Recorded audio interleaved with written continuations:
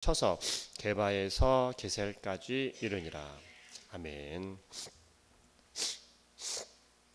오늘 본문 말씀에서는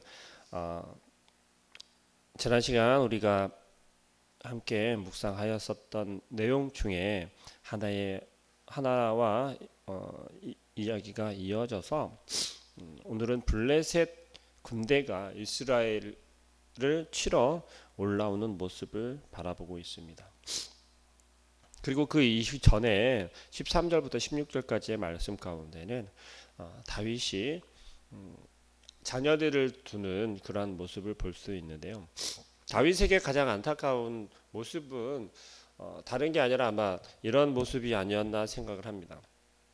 유다에서도 마찬가지, 헤브론에서도 마찬가지였고, 오늘 13절 말씀부터에서도 바라보면 헤브론에서 올라온 후에도 예루살렘에서 처첩들을 더 두었다라고 이야기를 하고 있어요. 어찌 보면 다윗에게는 이게 가장 큰 약점이 아니었나 생각할 정도로 그러합니다. 헤브론에서는 이방 여인 6명이나 아내로 삼았던 것을 우리가 기억할 수 있고요. 헤브론에서 예루살렘으로 올라온 후에도 다윗은 더 처첩을 두었다라고 이야기를 하고 있습니다. 물론 그 가운데서 다윗이 많은 자녀들을 두었고, 또한 그 가운데 솔로몬도 포함되어 있기는 합니다. 그러나 다윗에게 있어서의 가장 취약한 약점은 바로 아마 여인이다라는 것이 가장 약점으로 다윗에게는 다가오는 것 같습니다. 나중에 또 큰 죄를 범하게 되지요. 그런데 다윗에게 있어서 이처럼 많은 여인들을 취하는 것은 어떤 이유에서였을까요? 정말 여인들을 사모하고 사랑하고 그러한 다윗이었기에 그랬을까라고 또 생각해 보면 사실은 또 결코 그렇지만은 또 않습니다. 왜냐하면 연약했던 그 유다 족속의 한 변방의 헤브론이라고 하는 그 변방 작은 나라를 통치하고 또 그의 나라의 안전을 위해서는 정치적인 모습이 훨씬 더 컸을 거라는 게 더 큰 힘을 실어주고 있습니다. 오늘도 마찬가지입니다. 다윗이 예루살렘으로 올라와서 이스라엘의 왕이 되기는 하였으나 아직은 다윗이 많이 소개가 되어져 있거나 아니면 강대한 나라가 되어지지는 못한 상태였다라는 거죠. 그랬기에 블레셋이 지금 계속해서 이스라엘을 치러 올라오는 모습을 볼 수 있습니다. 그렇다면 다윗이 여인들을 많이 두었던 것은, 아내를 많이 두었던 것은 바로 주변국과의 관계를, 정혼 관계를 예전에 우리나라에서도 그랬잖아요. 삼국시대에서도 보면 백제와 신라 간에서도 나라의 평안을 위해서 서로의 공주와 왕자가 결혼을 함으로써 휴전을 하는 모습을 우리가 기억할 수 있지 않습니까? 다윗은 어찌 보면 정치적인 목적에 의해서 주변 국가들의 여인들을 이렇게 취한 것으로 우리는 해석할 수도 있습니다. 하여튼 다윗의 모습 가운데서는 어쨌든 연약한 모습이 바로 이 여인들을 취한 것, 아내를 많이 맞이한 것, 그것으로 우리가 바라볼 수 있고요. 우리가 연약하게 바라볼 수밖에 없었던 이유는 뭐냐면 이때 당시는 여인들 하나가, 이방인 사람 하나가 들어오게 되면 단지 사람만 들어오는 것이 아니라 그들의 이방인들이 그 여인들이 섬겼던 신들까지도, 우상들까지도 함께 들어올 수밖에 없는 현실이었기에 우리가 좀 더욱 안타깝게 바라볼 수밖에 없다는 것입니다. 다윗에게 그러한 모습 가운데 지금 블레셋이 이제 이스라엘에게 올라오려 하고 있습니다. 다윗이 지금 사울에게 쫓김을 받으면서 도망할 때 어디로 망명하였다고 했죠? 블레셋 진영 가운데 블레셋으로 망명했었다라고 이야기를 하지 않습니까? 우리가 알고 있습니다. 그런데 그들에게로 망명하였던 다윗이 이스라엘의 왕이 되었다라는 소식을 들으니 블레셋 사람들이 듣고 어떻게 생각했을까요? 그 녀석 사울에게 도망다니다가 우리에게 망명하여 도망왔던 그 다윗이 맞나? 라고 여겼을 거라는 거죠. 그러면 그들이 생각하기에 다윗을 어떻게 생각했을까요? 굉장히 약하고 나약하게 밉보았겠지요. 오늘 처음 이스라엘로 올라오는 블레셋을 바라보면 그렇습니다. 18절 말씀, 블레셋 사람들이 이미 르바임 골짜기에 가득한지라라고 설명하고 있어요.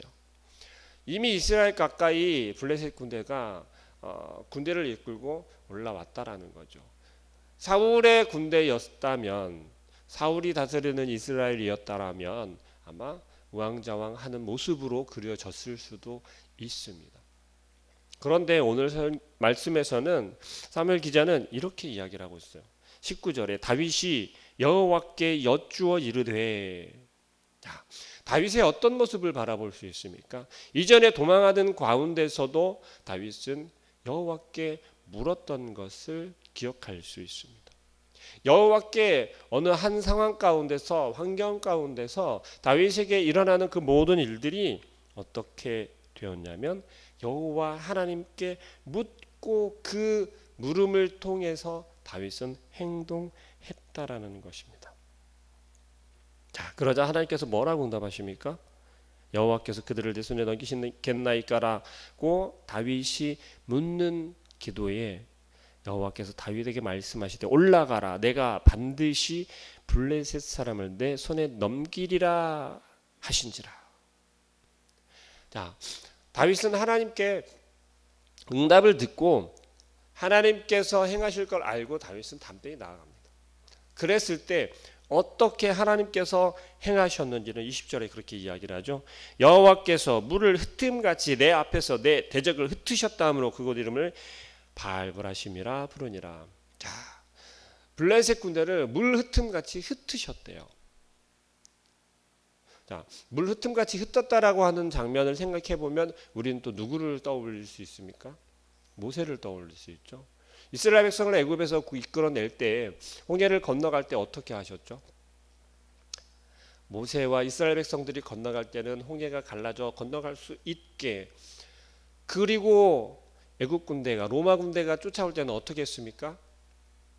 물이 다시 합쳐지면서 그 로마 군사들, 애굽의 군사들을 흩어버렸다라는 거죠. 그와 같이 지금 블레셋 군대를 어떻게 하고 있다고요? 다윗의 목전에서 흩어버리셨다라고 이야기하고 있습니다. 우리는 다윗의 모습을 바라보면서 여전히 다윗은 하나님을 신뢰하고 있고, 그리고 다시 한번 우리가 생각할 것은 이스라엘의 전쟁은 누구에게 달려 있다라는 것을 우리는 기억해야 합니까? 바로 여호와 하나님의 손에 달려 있다라는 것을 우리는 기억하셔야 합니다. 이스라엘의 군대는 지금 누구의 전쟁입니까? 이스라엘의 전쟁은 누구의 전쟁입니까? 이스라엘 그들의 전쟁, 다윗의 전쟁이 아니라 바로 여호와 하나님의 전쟁이라는 것을 우리는 다시 한번 기억하시길 바랍니다.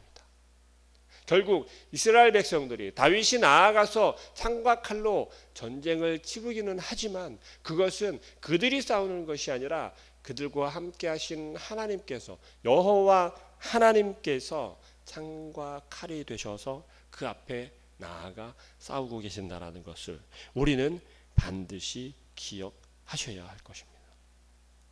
자, 그리고 이어서 21절에 얼마나 그 전쟁에서 힘없이 맥없이 쓰러졌는지는 21절 말씀에서 블레셋 사람들의 모습을 바라보며 알 수 있습니다. 그들이 뭐라고 사무엘 기자는 이야기를 하냐면 21절에 거기서 블레셋 사람들이 그들의 우상을 버렸으므로 다윗과 그의 부하들이 치운지라. 블레셋 군대들은 전쟁에 나아가면서 자기들의 신을 가지고, 우상을 가지고 나아갔단 말이죠. 왜냐하면 그들도 역시 이때 당시에 전쟁은 뭐라 했습니까? 그들과 사람과의 전쟁이 아니라 그들이 믿고 있는 신과 신의 전쟁이라는 것이에요. 그랬기에 이스라엘 백성들은 더욱더 하나님을 의지했어야 하고 하나님을 그 앞에 내세워야 했었다라는 것입니다. 결국은 무엇이에요? 블레셋 사람들은 그들이 믿고 있는 우상을, 그 신을 버리고 도망할 정도로 정신 없었다라는 것입니다. 나 살기에 바빴다라는 거예요. 그들의 신에는 전혀 힘이 없었다라는 거예요. 여호와 하나님께서 이같이 그 전쟁을 이스라엘의 승리로, 여호와 하나님의 승리로 이끌어 오셨다라는 겁니다. 우리는 그것을 기억할 수 있어야 하겠습니다. 자, 그리고 22절에 그렇게 이야기하죠. 또 한 번 블레셋 사람들이 다시 올라와서 르바임 골짜기에 가득한지라. 르바임 골짜기에 두 번씩이나 블레셋 군대가 쳐들어 올라오는 거예요. 자, 블레셋 군대가 이번에는 단단히 각오를 하고 올라왔겠죠. 한번 우리가 졌지만 다시 우리가 회복해야겠다라고 하면서 다시 올라오게 됩니다. 그런데 이번에는 하나님께서 무엇라고 대답하시는지 우리가 한번 보겠습니다. 23절 다윗이 여호와께 여쭈어 이르되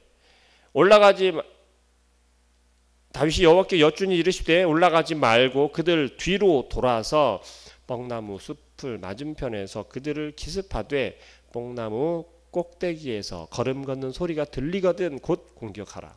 그때 여호와가 너보다 앞서 나아가서 블레셋 군대를 치리라 하신지라.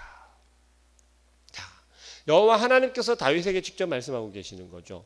뭐라고요? 자, 이번에는 전면전으로 들어가지 마. 뒤로 돌아가서 기습을 해라고 이야기를 하고 있습니다. 그런데 중요한 것은 뭐라고 설명을 하냐면요. 자, 뽕나무 숲에서 가만히 기다리고 있어. 그런데 그 뽕나무 꼭대기에서 걷는 소리가 나거든. 이게 뭐예요?